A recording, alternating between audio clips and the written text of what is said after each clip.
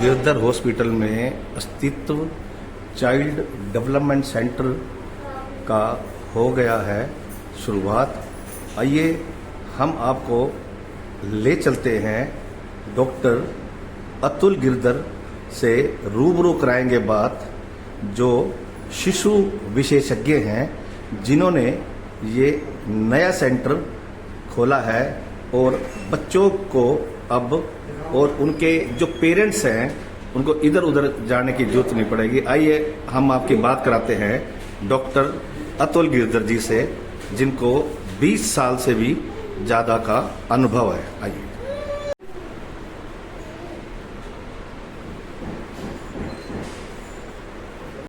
Doctor Atul Girdhar जी से हम आपकी जो है आम जनता तक संदेश पहुंचाने के लिए डायरेक्ट रूबरू बात हो रही है। डॉक्टर साहब, आपके मन में जो है कैसे विचार आया इस सेंटर को खोलने का?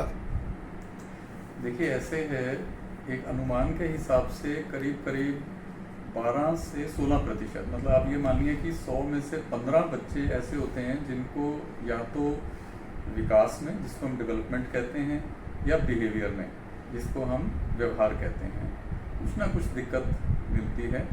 और 1 से 2% को तो बहुत ही सीवियर दिक्कत, जैसे कि autism, ADHD, learning disability, intellectual disability और हेयरिंग और विजन का लॉस, और ऐसी समस्याएं मिलती हैं जिनको शीघ्र पता करना बहुत ज़रूरी है। अगर इनको जल्दी पता कर लेंगे तो ही इनका दीर्घकालीन सुधार किया जा सकता है। तो ये सोचते हुए कि ऐसे बहुत बच्चे हैं जिनको ऐसी सुविधा हमारे शहर में नहीं मिल रही है, हमने इस सेंटर का शुरुआत किया है और यहाँ पे हम सभी विश्व स्तरीय मापदंडों को यूज़ करके और स्टैंडर्ड टूल्स लगा के और बच्चों का डायग्नोसिस करते हैं और फिर उसका समाधान सजेस्ट करते हैं। हाँ जी डॉक्टर साहब, ये जो है ऑटिज्म क्या है, इसके लक्षण क्या रहते हैं, कैसे पता हमारा बच्चा दूसरों से अलग है? देखिए, ऑटिज्म एक न्यूरोबायोलॉजिकल प्रॉब्लम है जिसमें बच्चे को सामाजिक संचार यानी कि सोशल कम्युनिकेशन में समस्या आती है और वो दोहराव वाले व्यवहार करता है, जिसमें एक ही चीज़ को बार बार रिपीट करता है। एग्जाम्पल के तौर पे दें तो एक पूरे खिलौने से खेलने की बजाय सिर्फ उस खिलौने के एक छोटे से हिस्से से खेलना पसंद करेगा। कार की बजाय सिर्फ कार के टायर, जो टॉय कार होती है, उसके सिर्फ टायर से खेलेगा। ऐसे बच्चों को देखा गया है कि जैसे आँख मिला के बात ना करना, अगर आप उनको बुलाओ तो अपने नाम पे रिस्पॉन्स ना देना और अपने आप में खोए रहना। डॉक्टर साहब, ADHD, intellectual disability and CP क्या है? देखिए, ADHD एक ऐसी कंडीशन है जिसको हम attention deficit hyper active disorder कहते हैं और इसमें बच्चे को अपना जो ध्यान है वो केंद्रित करने में दिक्कत रहती है। बच्चे में जैसे मोटर लगी है, दौड़ता भागता कूदता रहता है सारा समय और उसकी हर एक्टिविटी पे, लाइफ की एक्टिविटी पे उस चीज़ का असर पड़ता है। अब आपने कहा सेरेब्रल पाल्सी में ब्रेन की डेवलपमेंट रुक जाती है, हाथ पैर या तो बहुत ढीले हो जाते हैं या बहुत ज़्यादा टाइट हो जाते हैं। इंटेलेक्चुअल डिसेबिलिटी, जैसे जिसको पहले मेंटल रिटार्डेशन कहा जाता था, अब ये शब्द इस्तेमाल नहीं किया जाता। कई बच्चे मानसिक रूप से थोड़े वीक होते हैं, उनको इंटेलेक्चुअल डिसेबिलिटी में कैटेगराइज किया जाता है।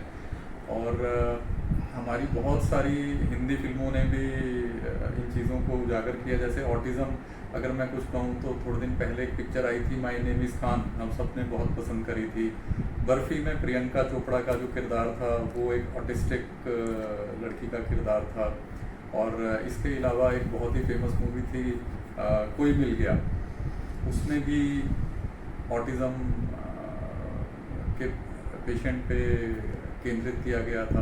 तो हम डे टू डे एक्टिविटीज़ में दिन रात ऐसे केसेस देखते भी हैं और सबसे बड़ी परेशानी उनके माता पिता को ये रहती है कि उनको कोई प्रॉपर गाइडेंस नहीं मिलती कि हम क्या करें, हमारे बच्चे को क्या है। उनको ये तो समझ में आता है कि हमारा बच्चा जो है दूसरे बच्चों से कुछ अलग है। अब ये बहुत इम्पोर्टेंट है सुनना कि वो एबनॉर्मल नहीं है, उसमें नॉर्मल होने की कमी है। बिल्कुल ठीक बात है जी। तो उनको एक प्रॉपर रास्ता साइंटिफिक तरीके से दिखाना ये हमारा कर्तव्य है और हम इसके लिए प्रतिबद्ध हैं। जी डॉक्टर साहब, ये जो लर्निंग डिसेबिलिटी क्या है? अच्छा हाँ, ये आपने बहुत अच्छा सवाल किया।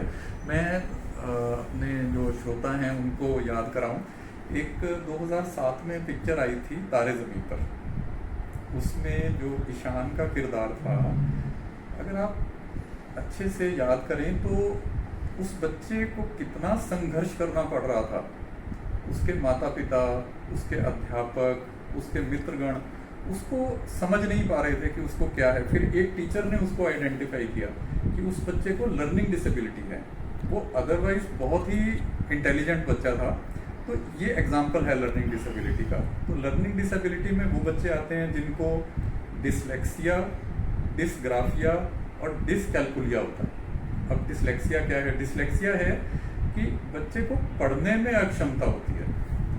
वो ध्वनि जो साउंड होता है उसको अल्फाबेट से जोड़ के समझता नहीं है और अपने साथियों की तुलना में बहुत धीमी गति से पढ़ पाता है। अब ऐसे डिसग्राफिया वाला बच्चा लेखन अक्षमता में रहता है, तो उसको बच्चे को बोर्ड से अपनी नोटबुक में कॉपी करने में बहुत दिक्कत आती है और व्याकरण और विराम चिन्ह की बहुत ज़्यादा त्रुटियां होती हैं और पाठ को ठीक से नहीं लिख पाता है। अब डिसकैल्कुलिया होता है गणित में कठिनाई। इस बच्चे को जमा, घटा, गुणा, भाग करना, इनके चिन्ह को इंटरप्रेट नहीं कर पाता और नंबर्स को उलट पुलट कर देता है। और शब्द समस्याएं जो वर्ड प्रॉब्लम्स होती हैं उनको नहीं समझ पाता है। तो इसमें उस बच्चे को हम लोग कई बार पेरेंट्स और जो टीचर्स हैं वो ये सोचते हैं कि ये जानबूझ के ऐसा करता है। वो एक्चुअली एक प्रॉब्लम है और उसके लिए स्पेशल तरीका है उसको डायग्नोज करने का और फिर उसके लिए रेमेडी है, उसके लिए रेमेडियल एजुकेशन है। और हमारी जो सरकार है, जो CBSE है, उसने स्पेशल गाइडलाइंस लॉन्च करी हैं ऐसे बच्चों के लिए। और ये जनरल पब्लिक को जानना बहुत ज़रूरी है कि बच्चे में क्या कठिनाई आ रही है जिसकी वजह से उसकी स्कूल की परफॉर्मेंस वीक है। तो ऐसा नहीं है कि हर बच्चा जो स्कूल में परफॉर्म नहीं कर पा रहा है वो IQ कम है उसका। IQ इन बच्चों का बहुत अच्छा होता है, पर उनमें अगर डिसलेक्सिया, डिसग्राफिया, डिसकैल्कुलिया ये प्रॉब्लम्स रहेंगी तो वो बच्चे परफॉर्म नहीं कर पाते हैं स्कूल में और पेरेंट्स उलझ के ही रह जाते हैं कि ऐसा क्यों हो रहा है। तो डॉक्टर साहब, इसका इलाज क्या है? मैंने कहा इसमें रेमेडियल एक्शन है और बाकी जो चीज़ें हैं जैसे ऑटिज्म है, ADHD है, ये इंटेलेक्चुअल डिसेबिलिटी, इन सब के लिए थेरेपीज़ हैं। और थेरेपीज़ भी ऐसा नहीं है कि एक थेरेपी काम करेगी, ये हमेशा एक टीम अप्रोच है। और टीम अप्रोच में child specialist, psychologist, occupation therapist, physiotherapist, speech therapist, ये स्पेशल एजुकेटर, ये सब अपना रोल प्ले करते हैं। और हम अपने सेंटर पे यहाँ पे अस्तित्व चाइल्ड डेवलपमेंट सेंटर में इन सब की सुविधा इंटीग्रेट कर रहे हैं। और जिन बच्चों को भी ऐसी ज़रूरत है उनको हम कोशिश करेंगे कि विश्व स्तरीय सुविधाएं अपने शहर सोनीपत में ही मिलें, जिसके लिए पहले लोगों को सिर्फ डायग्नोसिस के लिए और इलाज के लिए बड़े शहरों में जाना पड़ता था। तो डॉक्टर साहब, क्या कारण है कि डे बाई डे जो है सर ये क्यों बढ़ रहे हैं? देखिए, इसके पीछे बहुत सारे कारण हैं। एक तो हम अब बहुत छोटे समय से पहले पैदा हुए बच्चों को सेव करने लग गए हैं, क्योंकि हमारी जो नर्सरी की सुविधा शहर में, देश में बहुत इम्प्रूव हो रही है। तो जो बच्चे समय से पहले पैदा होते हैं या जिनकी माताओं को गर्भ के समय डायबिटीज़ हो गई या बच्चे का विकास गर्भ में ठीक नहीं चल रहा है, तो अधिकतर देखा गया कि इन बच्चों में ऐसी समस्याएं बाद में ज़्यादा पाई जाती हैं। इसके अलावा हमारा जो फैमिली स्ट्रक्चर है वो बहुत चेंज हो गया। फैमिली स्ट्रक्चर पहले हमारा जॉइंट फैमिली का था, तो जॉइंट फैमिली में ऑटोमेटिक स्टिमुलेशन होती थी। ऑटोमेटिक स्टिमुलेशन मतलब कि दिमाग को स्टिमुलेट करा जाता था। दादा दादी जैसे बात कर रहे हैं, कोई उसी उम्र के दूसरे बच्चे हैं। तो जॉइंट फैमिली खत्म होने से जो न्यूक्लियर फैमिली की तरफ हम चल पड़े हैं, तो माँ बाप बहुत बिजी हो गए और बच्चे के लिए समय कम हो गया, सामाजिक रूप से बच्चा अब आइसोलेट होने लग गया, तो ये प्रॉब्लम ज़्यादा नज़र आने लग गई। और इसके अलावा जो कई जेनेटिक भी होते हैं जिनको वास्तविक रूप से कोडिंग ही ऐसे हो के आई, कुदरत ने करके भेजी, जो इस दिशा में ऐसे चल रहे हैं। और एक स्क्रीन एक्सपोजर का बहुत बड़ा रोल आ गया इसके अंदर, कि जो बच्चे सारा दिन स्क्रीन पे लगे रहते हैं उनमें ये लक्षण ज़्यादा पाए जाते हैं। तो डॉक्टर साहब, आप जो है आम जनता को क्या संदेश देना चाहते हैं?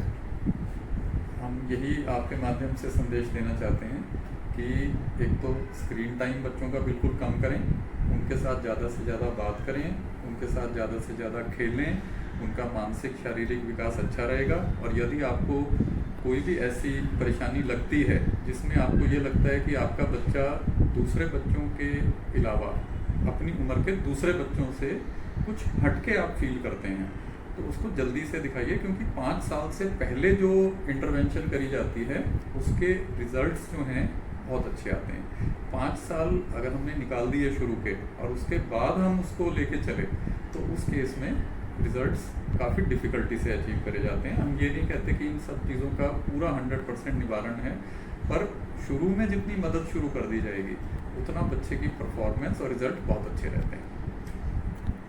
धन्यवाद डॉक्टर साहब, आपने जो है इसकी शुरुआत करके जो है उन अभिभावकों के लिए, उन पेरेंट्स के लिए जो है बहुत अच्छा किया है।